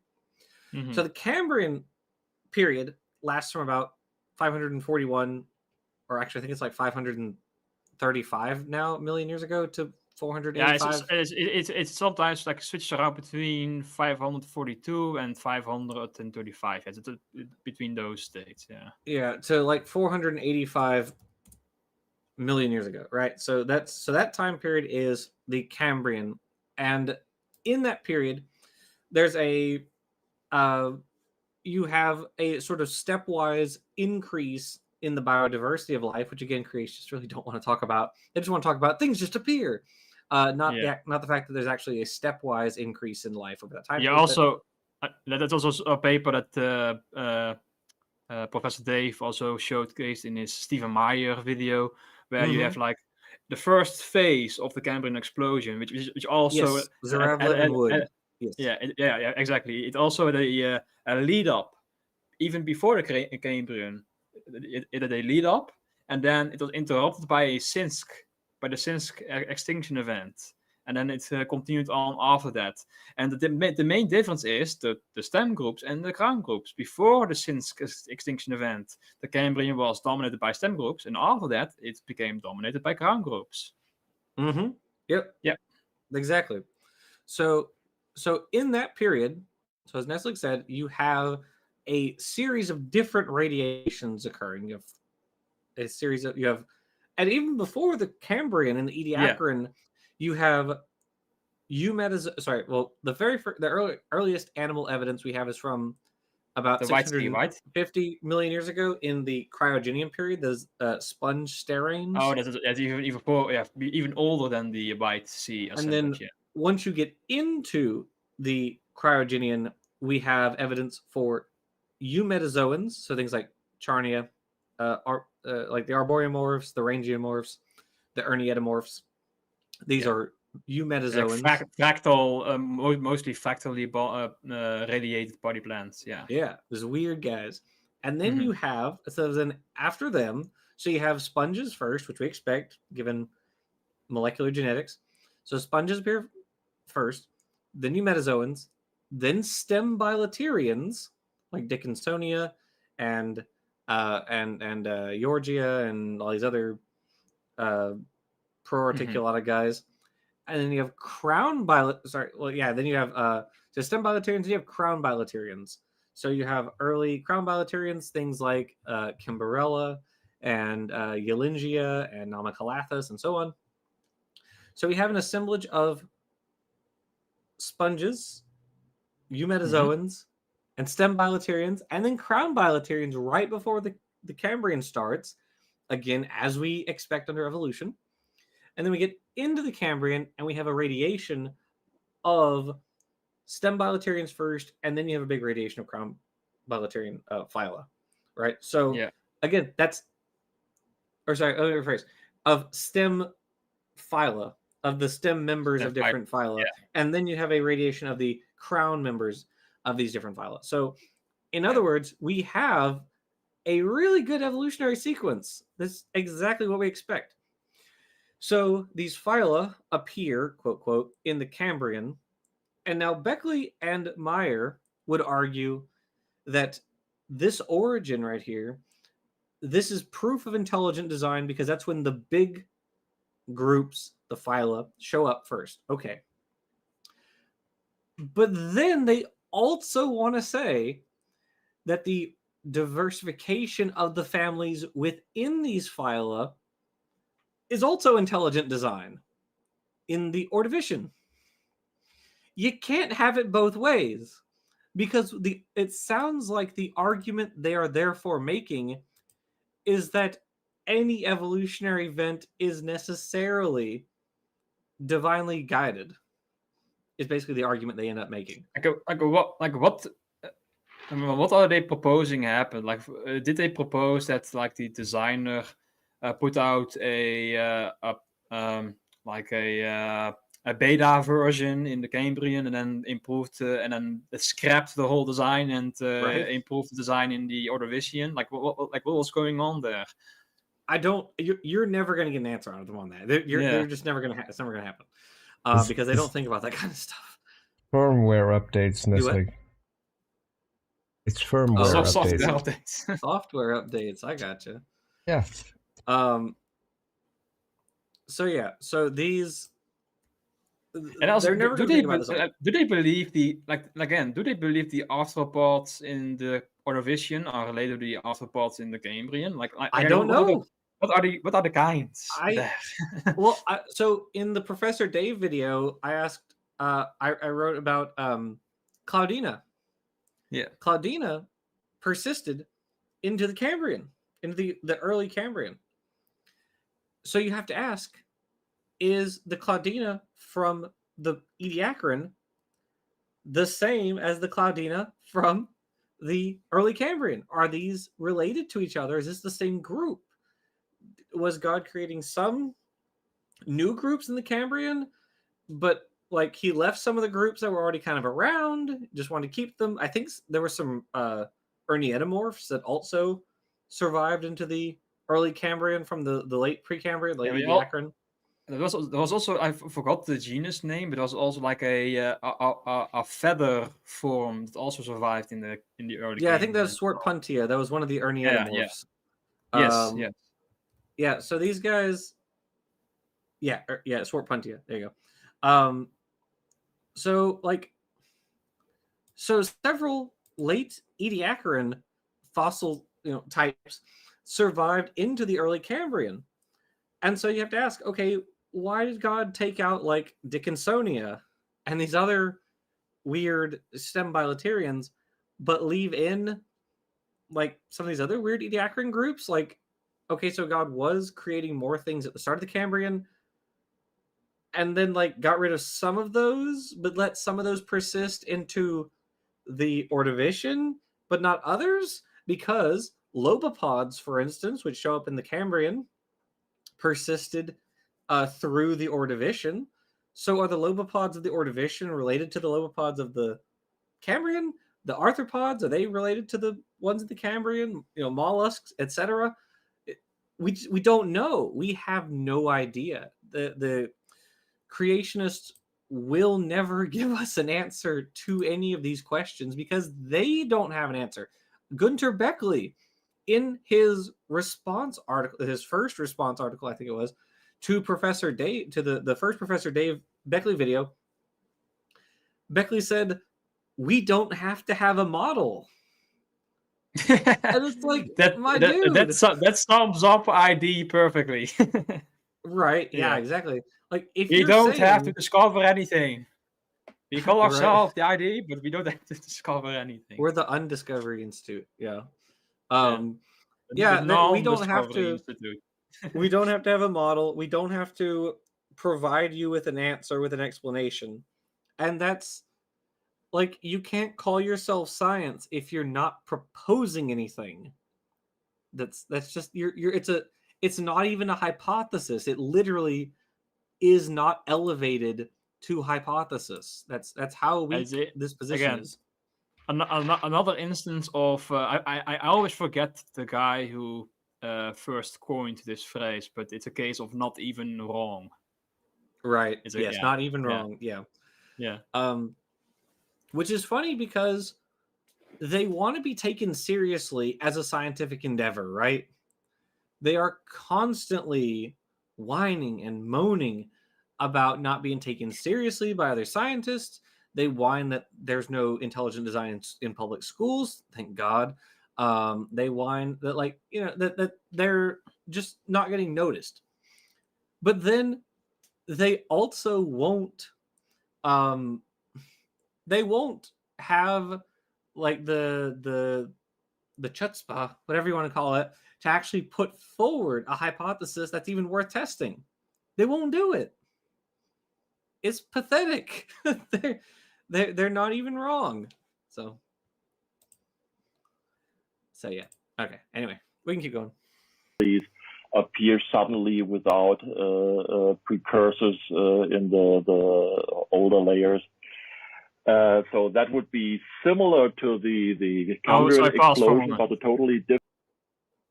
Like again, they claim that there were regarding the Gobi, the Great Ordovician Biodiversification Event.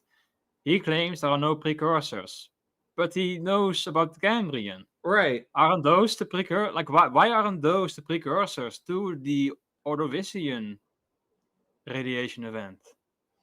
Right. You would have to take the position that nothing in the Cambrian is related to anything in the Ordovician. Yeah. Right. Even though they belong in the same phylum, for example, they will acknowledge they're in the same phylum. Yeah, it doesn't make any sense. None of this argument is coherent. Like at least regarding the Cambrian, like many decades ago, they would have a point that there were no animals known in the pre-Cambrian, but that has changed, of course. But now they just don't care if there are precursors or not. So Nestle Crownhouse says it was Wolfgang Pauli who said that. Oh yeah, Wolfgang Pauli, yeah. Yeah, that might be it. Okay. Different event, but it has been called in the popular press life's second Big Bang, even though it is much less well known by the general public. There is a preceding event to the Cambrian explosion, the so-called Avalon explosion, where all those weird kind of Ediacaran organisms appear, where no scientist really knows what they are, if they are animals or fungi or strange giant protists or something. So we do actually have a pretty good idea of what they are at this point. They are animals, and not just animals. Yeah. They are considered stem eumetazoans. So the way that animals are divided is basically two. You can think of it like you have the little first split. You have sponges on one side, and then all other animals on the other. So all other animals more complex than sponges are eumetazoans. There is a debate on where the ctenophores belong.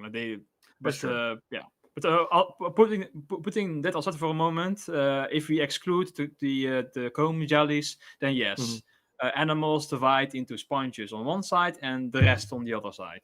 Right. And so the guys like Charnia and Swartpuntia, the rangiomorphs, the ernietomorphs, the arboreomorphs, these guys are stem eumetazoans. So they branch off like after sponges branched off, but before ctenophores, jellyfish, and placozoans branched off. Which makes sense. It makes sense that sponges show up in the fossil record first, and then stem eumetazoans show up next. Isn't that crazy, Nestle? Isn't it wild how that happens? Mm-hmm. Mm-hmm. That's crazy. Yeah, and also I believe like one main thing that we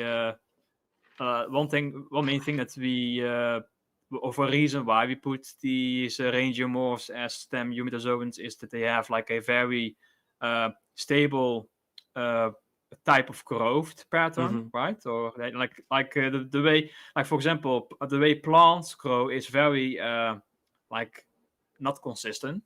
There's like often a bit of variation of how they grow and develop. But in the case of eumetazoans, they have a very consistent way of growing their bodies.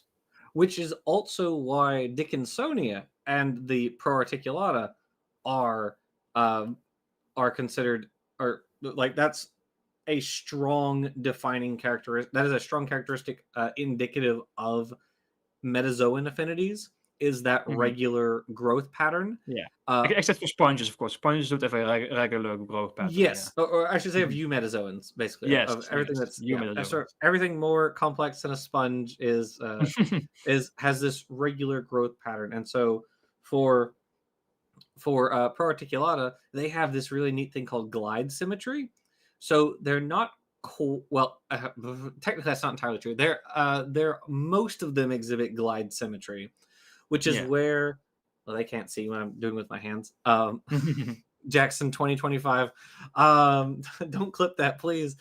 Okay, can you zoom out, Peter, to show Jackson again? I mean, it's basically what I was. Okay, well, so basically each segment is slightly offset from the other segment, and so that's called glide symmetry. They're offset by about, I think it's half a segment from each other. And right when I do that, I freeze. Oh, never mind. Anyway, okay. So, actually, you can put us all back up because we've only got like 8 minutes. And so most Proarticulata exhibit glide symmetry, but a few of them do exhibit bilateral symmetry.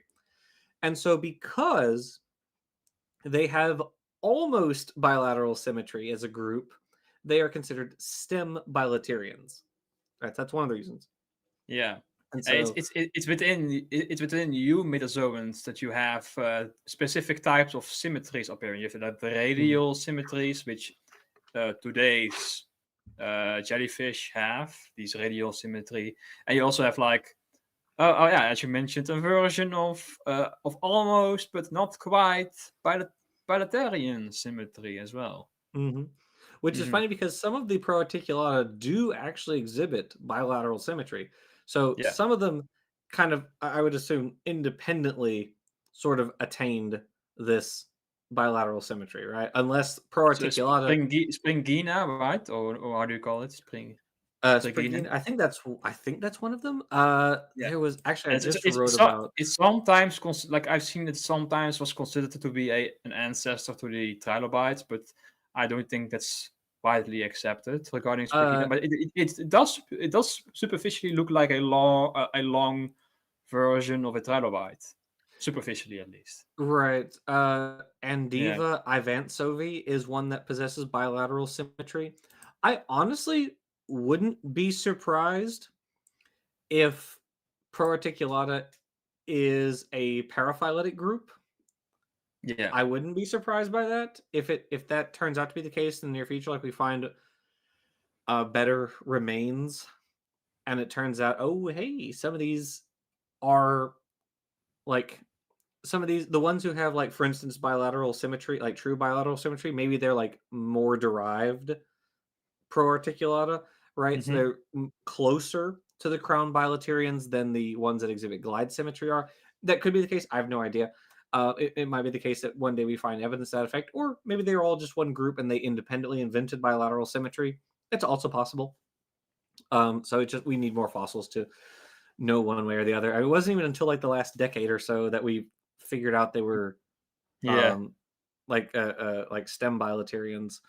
So there was also still a debate on whether like Dickinsonia, like somebody argued that Dickinsonia was like a lichen, I think. Oh, but that's Redelac. not catched on. Gregory Redelac, that doesn't catch on, despite the fact that he's put out like numerous papers on that, he's just been like rebuffed at every point basically regarding trying to argue that these were terrestrial lichens. Like, just no.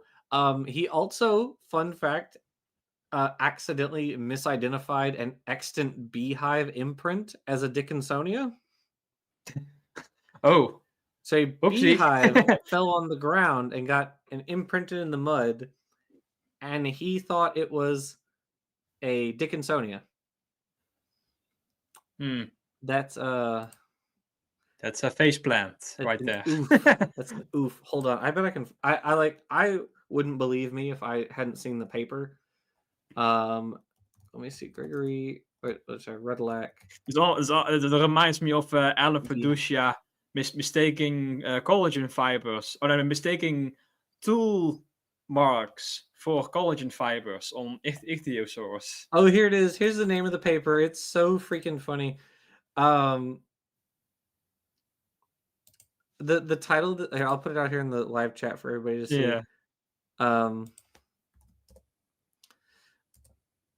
Okay, so title Dickinsonia tenuis, I guess, reported by Redlac et al. 2021, is not a fossil, but instead an impression of an extant fallen beehive.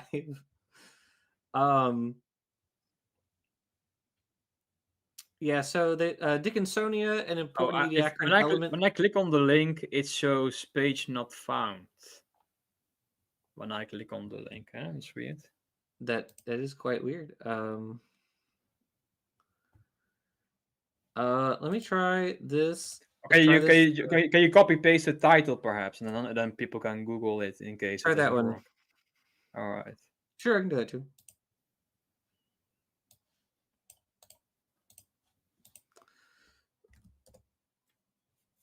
I got it. Yeah, that's it. The second link worked for me. Okay. So anyway, that's also yeah, it's a fallen beehive. It's a very funny title, yeah. Let's see, Dickinsonia tenuis. Was it a fossil, or was it just a recent impression in the mud that dried out? Like what? Unclear. I haven't read this paper. I saw the abstract from it, and I thought, there's no way. But yeah, so Indian Dickinsonia specimen described by Redlac et al. 2021 is a leftover impression of a fallen beehive, which is further proved by the detailed Raman spectroscopy and X-ray diffraction analysis. Yeah, and he never financially recovered from this. Yeah, it's pretty oof. Right. Pretty oof. Anyway, I'm like it has to, like, you cannot mistake, like it has to be a dried up mud, but it cannot be the case that it is it's soft mud and they mistake that as a fossil. It has to be like a dried up impression, otherwise it's so odd, very weird. Yeah, I need to. Yeah, I need to read this this paper at some point because it's quite funny. Yeah, there's an image. If you look at Figure 3, that's where they're comparing. It does say the pre and early stage. I have not been peer reviewed yet, so this is not peer reviewed. This paper that you linked, right? But still, if this is the case, then it's a very. This says it was accepted January 15th, 2023. It says received, revised from form accepted. Sorry, revised form accepted. I can read, I swear. On ResearchGate it says it has not been pre-reviewed. Or maybe ResearchGate was not updated yet. That's also possible. Oh, maybe that might be the case. Yeah, that might be the preprint of it before it got accepted. Yeah. Yeah, because this one, what does it say for this? I don't think this one has... There are also figures in the paper as well. I see, or pictures of the fossil in question. Yeah. Mm-hmm. Womp womp. Anyway. Okay. All right. Well. So. How far did we get in the video, Peter? 5 minutes, I guess. No, we have a decent amount left. Sorry, I had to get up because this guy was making a racket. so I couldn't hear a thing anymore. Yeah. Say hi to the audience. Say peep. There you go. Peep. One more time. There we go. Oh. Ah. Well, I am working on the jellyfish's tail. So we finally left the bilaterians after 49 episodes. So working on jellyfish's tail. The stem bilaterians are at the forefront of my brain because they get a little section at the start of the video. Start of jellyfish's tail because as we leave bilaterians. That's pretty much it. Yeah, so that's all we got. And also, go watch the Velvet Worm still if you yes, haven't. if you haven't Yeah, seen it, go watch it. It's doing pretty well. It's almost up to 1,000 views. Yeah, that's pretty good. I'm impressed by Yeah. that. So yeah. Yeah. So thank you everybody for watching in the live chat. Thank you Peter and Nestling for being here today. I appreciate you guys, and we will pick up with this video next time. So thank you guys, and we will see all of you next Thursday. So, Bye everyone.